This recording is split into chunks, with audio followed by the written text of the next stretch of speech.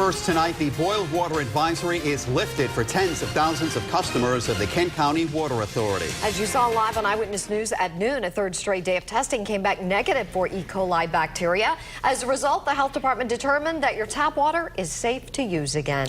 But tonight, there are still some important steps you should take before drinking the water. Now, the health department says any faucets or taps not used during the 4-day water advisory should be flushed out for about 10 minutes to make sure any contamination is removed. If you have a refrigerator with a water dispenser or ice machine, make sure you flush the water dispenser for 3 to 5 minutes to purge the line. Then run the ice machine for at least a half hour and discard the first batch of ice. Also, you should wash and sanitize the ice bin area. And if you have a water treatment unit, be sure to replace any filter cartridges before using it.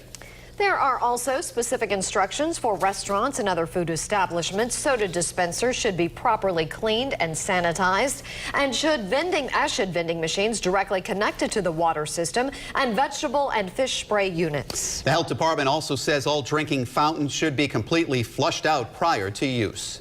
We have in-depth coverage tonight. Eyewitness News reporter Steve Nielsen is standing by with a closer look at how the 4-day ordeal has affected Rhode Islanders' quality of life. But we begin tonight with Eyewitness News reporter Sean Daly, who's live with the very latest on what happens next. Mike and Susan, water is flowing freely again here in Kent County after trouble with this storage tank forced about 80,000 people to boil their water over 4 days.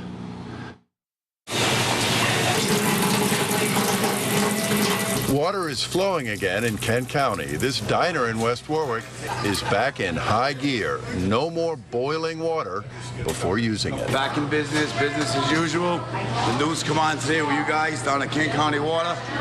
I took the sign off the machine, turned the key on, and pushed the buttons to let the water flow. What were the last couple of days like for you? A hassle. We have to boil the water back there, like he said, bring it up, dump it in. The Kent County Water Authority issued the boil water order on Sunday after samples from a storage tank in West Warwick tested positive for E. coli, a bacteria that can cause a variety of illnesses.